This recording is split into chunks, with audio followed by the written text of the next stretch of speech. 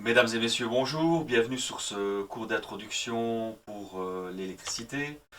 Nous allons aujourd'hui parler de notions de base, un petit rappel sur ce qu'est l'atome d'un point de vue historique et d'un point de vue technique. Ensuite sur ce que sont les isolants, les conducteurs. Nous parlerons de courant, de potentiel, de puissance, d'énergie et de rendement. Je vous en souhaite bonne lecture. Pour introduire le cours d'électricité, il va de soi qu'on va devoir passer d'abord par une petite étude de la matière, puisque sans elle, on ne saura pas comprendre comment fonctionne le principe de l'électricité. Donc, au niveau atomique, on doit étudier évidemment les choses de manière atomique, qui, comme vous le savez, est l'élément le plus simple que l'on trouve dans la nature. Je ne parle évidemment pas du quantique, où on peut évidemment aller encore plus loin, ça n'a pas d'intérêt pour le moment. De tout temps, il y a eu un grand intérêt pour l'homme de la nature et de l'étude de la nature. Les Grecs, qui ont été les premiers grands philosophes et scientifiques et mathématiciens, comme Thalès ou Pythagore, étaient bien antérieurs au premier philosophe dit socratique, notre ami Socrate. Mon préféré. De leur temps, deux grands philosophes se sont chamaillés, on va dire. Ils étaient plus ou moins contemporains, qui étaient Démocrite et Aristote. Aristote, qui était disciple, même sans l'avoir connu, puisqu'il est né un petit peu après la mort de Socrate, était un disciple beaucoup plus réputé, beaucoup plus connu que Démocrite. Démocrite était déjà très âgé quand Aristote est arrivé sur cette terre. Donc il y a à peu près 2400 ans, les croyances étaient qu'on avait au niveau de la constitution des éléments sur la Terre, c'était quatre éléments, la terre, l'air, l'eau et le feu. Notre ami Démocrite donc a essayé de prouver que, sur base de ce qu'il avait rencontré, des anciens scientifiques qu'il avait rencontrés, qu'il a essayé de prouver que la matière était en fait constituée de toute une série d'éléments simples et indépendants, tels le cuivre, le fer, l'oxygène, etc. Mais cette théorie a été balayée par Aristote, dont on vient de parler, qui lui était plus réputé, plus connu que Démocrite, et sa théorie a été plus assise, et malheureusement pour nous a perduré pendant plus de 2000 ans, puisqu'il a fallu attendre la fin du 19e siècle pour que cette théorie soit balayée par un certain Dalton. Donc John Dalton, philosophe et scientifique du 19e siècle, dépose en 1803 une théorie dite atomique. C'est lui qui a le premier prouvé effectivement que des éléments indépendants existaient au sein de l'air, tels l'hydrogène, la vapeur d'eau, l'oxygène. Donc il a su prouver qu'il y avait plusieurs éléments dans l'air, donc éventuellement dans la matière. Pour la petite histoire, le daltonisme, qui est une maladie bien connue de ceux qui ont un problème pour distinguer certains types de couleurs, c'est une maladie génétique que vous avez déjà tous entendu parler, dont chaque année, dans chaque classe, il y a au moins un électronicien qui en souffre, ce qui pose problème d'ailleurs pour la lecture du code des couleurs. Eh bien, il faut savoir que le daltonisme a été décrit pour la première fois par ce fameux John Dalton. Donc après cette découverte majeure, on a pu prouver et on a pu prouver que les atomes étaient constitués de particules subatomiques, donc plus petites, telles que les neutrons, les protons, les électrons, et puis alors le quartique nous a introduit les notions de quarks et autres. Mais ça, c'est une autre histoire. Ce que nous devons retenir, c'est que chaque atome est défini par le nombre de protons qu'il contient. C'est ce qu'on appelle le numéro atomique que vous retrouvez dans le tableau de Mendeleïev. Donc c'est ce fameux tableau qui vous a fait suer sang et eau en en chimie en rénové, dans lequel vous retrouvez des éléments tels par exemple que le lithium, et le numéro atomique 3 veut dire que le lithium comporte 3 protons, le B pour le bore 5 protons, le manganèse 25 protons, etc., etc. L'hydrogène étant l'élément de base et lui n'en comporte que. Donc, dans l'exemple qui nous est donné, le carbone comporte 12. On verra que le carbone nous sera très utile en matière d'électricité, surtout pour les électriciens surtout. Il comporte donc le même nombre d'électrons que de protons. Okay, donc autour du noyau de protons, vous allez retrouver le même nombre d'électrons qui sont des éléments qui équilibrent électriquement l'atome pour qu'il soit à son état, quand il est à son état naturel.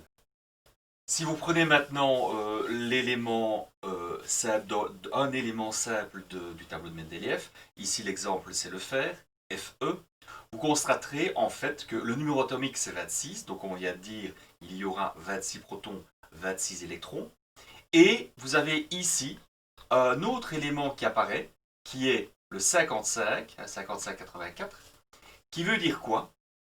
Qui veut dire qu'en fait, la masse, c'est la masse atomique, donc c'est la masse d'un élément fer. Okay, cette masse, sachant que pour le proton, l'unité de masse c'est E, ça veut dire que si vous aviez 26 éléments de masse unitaires au sein de l'atome, normalement le fer devrait faire 26 unités. Je vous passe l'unité puisque là il n'y a pas de... l'unité qui est derrière est un nombre qui ne représenterait pour le moment, il est tellement faible, mais l'unité de masse étant le 1 proton, on devrait être à 26. Or on est à 55 et quelques. Ça veut dire quoi? Ça veut dire que dans la nature, en plus d'un élément chargé positivement en son noyau, qui pèse E, on a également un élément qui pèse à peu près E, enfin qui pèse la même chose, on va considérer E, qui est ce qu'on appelle le neutron. Donc dans un élément fer, on retrouve 55 de masse, donc ce qui veut dire 26 protons et 29 neutrons. Donc 26 électrons, 26 protons, 29 neutrons. Ce qui, l'électron étant considéré comme ayant une masse quasiment nulle, on va dire nulle, vous aurez donc un élément qui va, dans la nature, se peser 55 et quelques. Le quelque vient du fait que vous avez des éléments fer qui ont plus ou moins, dans la nature, qui ont plus ou moins de neutrons, mais le plus représentatif, c'est 29 neutrons. Retenez ça. Dans votre table, ici, de Mendeleïev, vous avez le numéro atomique, la masse atomique, donc 55 en l'occurrence ici, moins 26, ça fait 29 neutrons.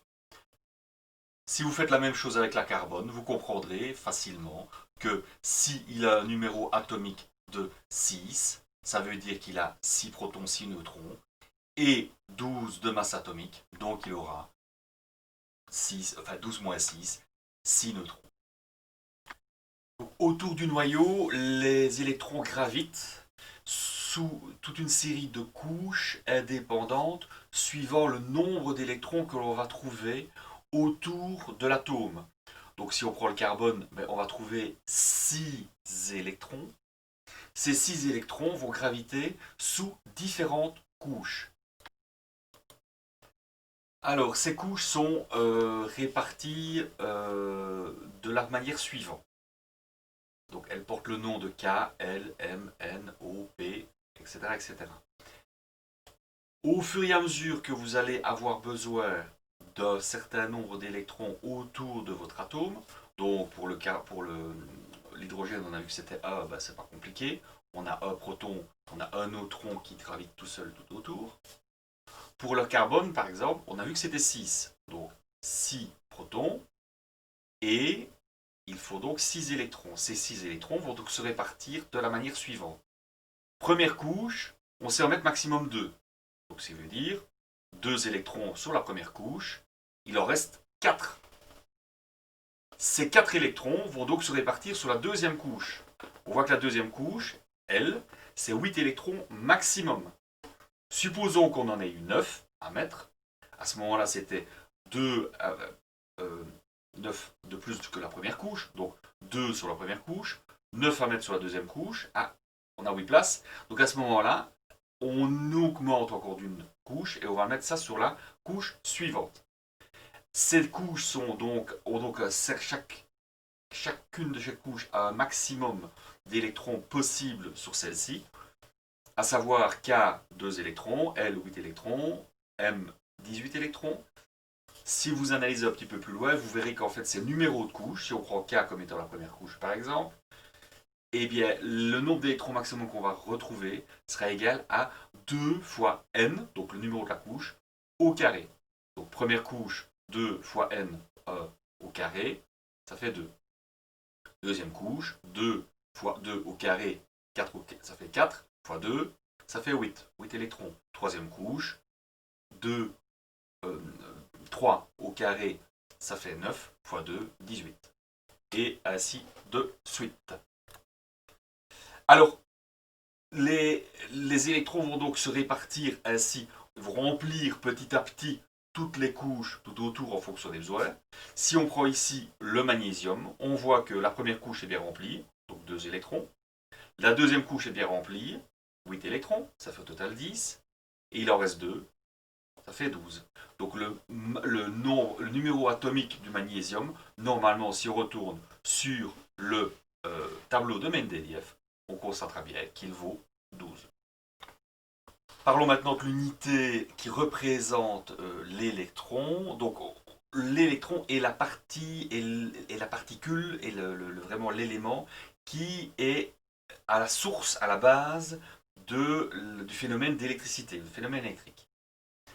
La représentation de la charge électrique, donc vraiment l'unité de base en électricité, est exprimée en coulomb. On verra plus tard comment on définit ce coulomb et qu'est-ce qu'il vaut exactement d'un point de vue énergétique et d'un point de vue électrique. Cet électron qui est compensé par le neutron, électriquement parlant, donc vaut de l'ordre de 1,6 fois 10-19 coulombs. C'est effectivement, c'est très petit puisque c'est 0,000 et ça 19 fois, donc 19 zéros avec 16 pour terminer, coulomb. Okay, donc c'est très petit. Cette charge électrique de 1,6 coulomb fois 10 moins 10, 1,10, 1,6 fois 10 moins 19 coulomb, c'est l'unité de référence pour l'électron. Donc, pour les corps isolants et conducteurs, qu'est-ce que c'est? Un corps conducteur, c'est un corps qui permet de laisser passer le courant électrique. Donc, tout ce qui concerne les conducteurs les plus connus, ce sont tous les métaux. Donc, fer, cuivre, aluminium, argent, or, tout ça, ce sont des conducteurs électriques.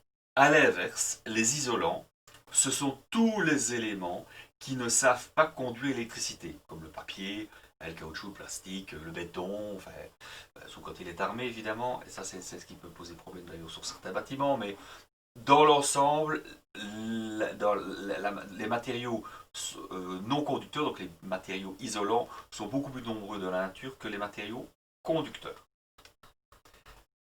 Donc pour un élément isolant, qu'est-ce qui se passe? C'est qu'en fait, la couche sur laquelle se trouvent les électrons, la dernière couche, les électrons sont infiniment soudés, très fortement soudés à son noyau. Enfin, soudés électriquement parlant, ils sont éloignés l'un de l'autre, mais on a beaucoup de difficultés à les arracher et à les faire se déplacer.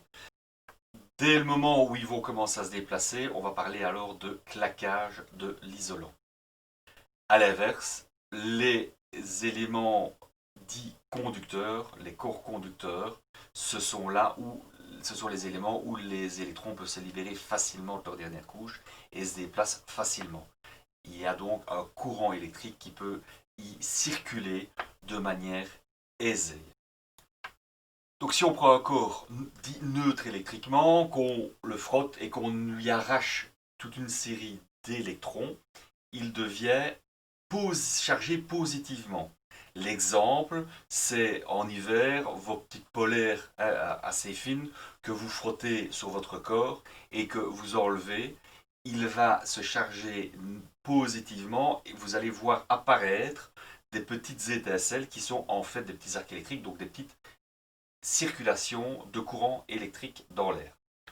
Lorsqu'on a un courant, un élément d'un deuxième type qu'on aurait chargé avec des électrons, là il devient chargé négativement. Si on les rejoint l'un à l'autre par un conducteur électrique, il va circuler du, euh, de l'élément chargé électriquement négativement. Donc, ce courant va circuler de l'élément chargé vers l'élément qui a été déchargé, donc qui est chargé positivement. Donc, d'un point de vue électrique, les électrons vont de l'élément le plus chargé, donc négatif électriquement, vers le plus chargé positivement, vers le plus électriquement. Pourtant, et ça c'est historique, le sens conventionnel du courant sera du plus vers le moins. Mais en réalité, on va du plus chargé électriquement, donc du plus négatif, vers le plus positif dans le sens du courant. Nous allons introduire maintenant une nouvelle notion qui est la notion de courant. Ce courant, il a une grandeur qui s'appelle l'ampère. Il représente la quantité de charge électrique qui circule dans un conducteur sur un intervalle de temps t exprimé en secondes. Donc un courant de 3 ampères, c'est un déplacement d'une charge de 3 coulombs par seconde. Les ordres de grandeur qui sont représentés ici, donc un appareil de 2300 watts chauffage de salle de bain, absorbe un courant de 10 ampères. Ici, on parle évidemment d'une grandeur que vous allez pouvoir commencer à imaginer, ou en tout cas à utiliser ici en matière du cours, ici dans le cours d'électricité. En électronique, on ne parle pas en ampères, c'est très rare. On parle plutôt en milliampères ou en microampères. Ce sont des notions évidemment euh, liées à la puissance qui va circuler au sein des circuits. Il va de soi que l'électricien, lui, va se servir de l'électricité pour le point de vue énergétique des choses, donc avec des courants importants et des puissances importantes. Ici, on parle de 2300 watts, on peut parler en kilowatts, on peut parler en mégawatts, donc 2 exposants 3 ou 2 exposants 6 watts, avec des dizaines ou des centaines d'ampères, alors que l'électronicien parlera toujours, lui, pas toujours, mais en tout cas le plus fréquemment, en microampères ou en milliampères. Donc ce qu'on vient de voir, c'est qu'en fait, il y a une circulation de courant entre un pôle négatif et un pôle positif. Enfin, dans le sens conventionnel, on va toujours parler dans le sens conventionnel, donc du positif au négatif. Si ces charges disparaissent, il n'y a plus de courant. C'est-à-dire ce déplacement de charge disparaît, il n'y a plus de courant. On va donc devoir faire intervenir un élément qui va pouvoir générer ce courant de manière permanente. En tout cas, tant qu'en son sein, il y a une énergie disponible. C'est le cas pour la pile, la batterie ou la dynamo. Attention, vous rentrez dans un domaine qui n'est plus un domaine de profane, mais un domaine de spécialiste, ou de personnes averties. La différence entre une pile et une batterie, je ne veux plus entendre jamais dans votre bouche que c'est la même chose. C'est pas la même chose. Le principe de la batterie, c'est un élément qui est rechargeable de manière plus ou moins indéfinie. Exemple, votre GSM, exemple, votre casque Bluetooth, exemple, votre voiture. Ça, c'est une batterie que l'on trouve dedans. La pile a un aspect non rechargeable. Alors, elle se présente souvent sous la même forme, hein, les fameuses piles crayons que vous connaissez tous. Vous avez des batteries crayons. Donc, c'est pile non rechargeable, batterie rechargeable. Je ne veux plus entendre autre chose que cela venant de vous. La symbolique que vous allez avoir et que vous allez retrouver dans tous vos schémas électriques dorénavant se représentera souvent sous cette forme-là, à savoir single cell, donc c'est une simple batterie, c'est une simple pile. Ici, vous pouvez en avoir plusieurs mises en série. Là, on parle ici de courant continu. Ici, pareil, de courant continu. On aura également des générateurs de type alternatif. On verra plus tard comment définir l'un et comment définir l'autre. Alors, on a introduit ici une notion de potentiel électrique. C'est quoi un potentiel électrique? C'est, pour analogie, on reprend deux bassins d'eau, deux bacs d'eau, un haut, un bas. Le bac du haut est rempli et le bac du bas est moins rempli ou même peut-être bien rempli, mais en tout cas, il y a un lien entre les deux qui sera un tuyau.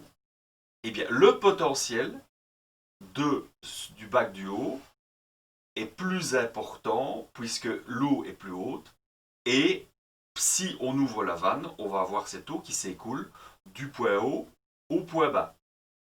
Eh bien, l'analogie avec la batterie, c'est celle-là. Vous allez avoir votre pôle positif qui sera chargé et qui permettra de faire circuler vers le potentiel négatif ces charges électriques. Donc cette circulation de charge est faite grâce au fait que vous avez deux éléments qui sont reliés par un conducteur et qui ont un potentiel énergétique différent. Donc si vous regardez le schéma qui se trouve ici, vous voyez quoi? Vous voyez votre bassin d'eau supérieur, votre bassin d'eau inférieur, vous avez une petite vanne, et pour maintenir ces deux niveaux constants, parce que pour que le système fonctionne, il faut que ces deux niveaux soient constants, parce qu'à un moment donné, si vous n'avez plus d'eau ici, votre eau ne va plus savoir circuler dans votre circuit. Qu'est-ce que vous devez faire? Vous devez introduire une pompe qui va ramener cette eau dans le bassin. Pour cela, en matière électrique, on va mettre ce qu'on appelle ici, donc la pompe, c'est le générateur. Ce générateur, il est symbolisé ici par ceci, on a vu plus haut, la petite pile.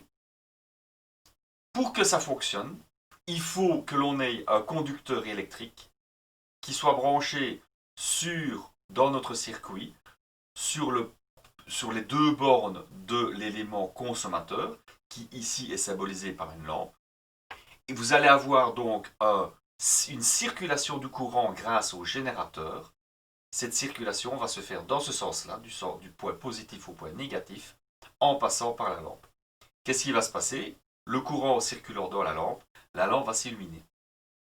On va introduire alors la notion de différence de potentiel, qui s'exprimera en quoi? En volts.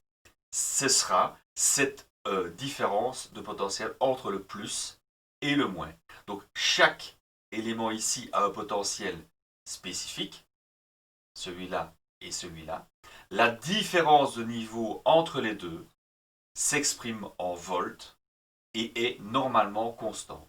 Dans votre pile, dès le moment où elle commence à chuter légèrement, qu'est-ce qui va se passer? Ça voudra dire que votre pile ou votre batterie, parce qu'elles se comporteront de la même façon, sera dite déchargée ou vidée. Donc si on reprend l'exemple ici donné, on voit que le potentiel en A vaut 9 volts, le potentiel en B vaut 0 volts. On prend en général en référence le moins comme étant nul, donc au moins on considère le potentiel comme étant nul. Donc la différence de potentiel entre les deux bornes est 9 volts. Donc des exemples de batteries, vous en connaissez tous, hein, batterie ou pile, ici en l'occurrence ce sont des piles, ça c'est une pile 9 volts, ça c'est une batterie, ou une pile plus exactement, une pile AA, double A, 1 volt et demi, une 3A également de 1 volt et demi, je l'ai à bon escient je l'ai fait plus petite parce que dans la réalité effectivement elle est plus petite. Vous avez la batterie de voiture de l'ordre de 12 volts, les batteries de camion en 6, 12 ou 24 volts et les petites piles dites boutons CR quelque chose, que vous retrouverez dans le commerce également, et qui sont en général de l'ordre de 3 volts de différence de potentiel entre les deux. On introduit maintenant la notion de puissance électrique. Qu'est-ce qui va se passer pour le circuit, le schéma que vous avez ici? Vous avez une petite lampe, vous avez votre batterie, vous allez constater que lorsque vous branchez cette lampe sur la batterie, non seulement elle va s'éclairer, mais en plus elle va s'échauffer. Il va donc falloir introduire la notion de puissance électrique qui s'exprime en watts et qui est l'équivalence enfin qui se représente sous forme d'un courant d'une tension. Donc le courant fois la tension égale la puissance. Donc la puissance qui s'exprime en watts serait égale à la différence de potentiel ou la tension aux bornes de la lampe, U, fois I, qui est le courant qui passe au sein de la lampe. Si on a une lampe de 9 watts et qu'on a une pile, donc si on a une lampe qui fait 9 watts, une pile qui fait 9 volts, eh bien le courant qui va y circuler, suivant la loi que l'on a ici, sera de 1 ampère. En effet, 9 volts fois 1 ampère, 9 fois 1 égale 9 watts. On peut également faire intervenir la notion d'énergie. L'énergie et la puissance sont liées par quoi? Par le temps. Donc, une énergie, c'est quoi? C'est une certaine puissance que l'on va maintenir pendant un certain temps. Donc, quand vous poussez un bloc au niveau du sol, vous y amenez votre puissance musculaire. Il vous va falloir un certain temps pour que ce bloc soit déplacé. Si vous multipliez le temps par la puissance que vous amenez, vous obtenez l'énergie dépensée.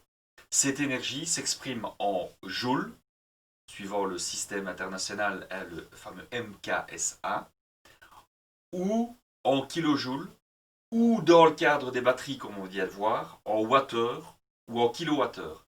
C'est d'ailleurs l'unité que vous utilisez également pour ceux qui ont des panneaux solaires, où vous avez la génération du courant grâce à l'apport solaire qui est exprimé en kilowattheure, ou plus exactement, si on rapporte ça à l'année, en mégawattheure. Une installation qui fait 1 kilowatt crête, on estime qu'en Belgique, elle donnera 1 mégawatt heure si elle est bien orientée au sud. Donc si on reprend le wattheure dont on vient de parler, on a donc 1 watt-heure, c'est quoi? C'est 3600 joules. Pourquoi? Parce que c'est 1 watt fois 1 heure, ce sera 1 watt fois 3600, ça fera donc 3600 joules, ou 3,6 kilojoules. Dans le cadre de la physique nucléaire, donc là on joue avec des très faibles niveaux d'énergie, là on préférera parler d'électron-volt. En effet, quand l'énergie est très faible, on peut ramener ça à des notions plus petites et on fait intervenir un électron ou en tout cas un certain nombre d'électrons. Jamais à la fois évidemment, mais très peu. L'électron-volt, qu'est-ce que c'est? C'est l'expression de la puissance fois le temps, on a vu là, donc l'énergie c'est la puissance fois le temps. C'est également, si on reprend les équations du haut, la charge fois la différence de potentiel. Si on prend la charge d'un électron, ce sera 1,6 fois 10 moins 19 coulombs, sous 1 volt, un électron volt, vaudra donc 1,6 fois 10 moins 19 joules. Donc vous constatez que c'est une version excessivement faible de la notion d'énergie. La dernière notion abordée, c'est la notion de rendement. Qu'est-ce que c'est le rendement? C'est l'expression de ce qu'on va perdre au niveau énergétique et qui ne nous est pas utile. L'exemple ici qui nous est donné, c'est la lampe. Votre lampe, vous allez l'alimenter, elle va vous éclairer, mais en même temps, elle va chauffer. Et ça, quel que soit le type de lampe. Les vieilles lampes à incandescence, évidemment, celles-là, c'était les championnes du monde, puisqu'il y avait 99% d'énergie qui était perdue sous forme de chaleur. Il ne faut pas oublier que pour les LED, c'est la même chose. 99 c'est peut-être beaucoup, mais on a une grosse partie de l'énergie qui est perdue dans le cadre d'une lampe LED sous forme calorifique. Donc cette expression calorifique est donc quelque chose qui nous est inutile. Et elles vont être perdues sous forme, donc sous forme de chaleur. Et on va pouvoir introduire un notion de rendement entre l'énergie que l'on a fournie par la batterie ou par le circuit électrique. Et on va exprimer également en fonction de l'énergie qui nous est réellement utile.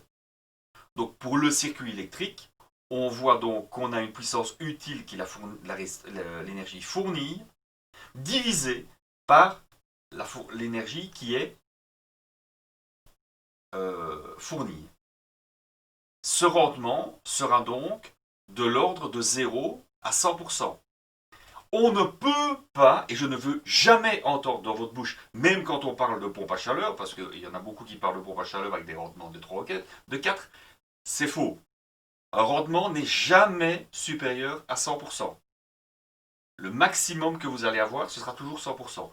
Je ne veux plus entendre dans vos bouches, comme tout à l'heure, l'exemple de la pile et de la batterie, un rendement qui est de 114%.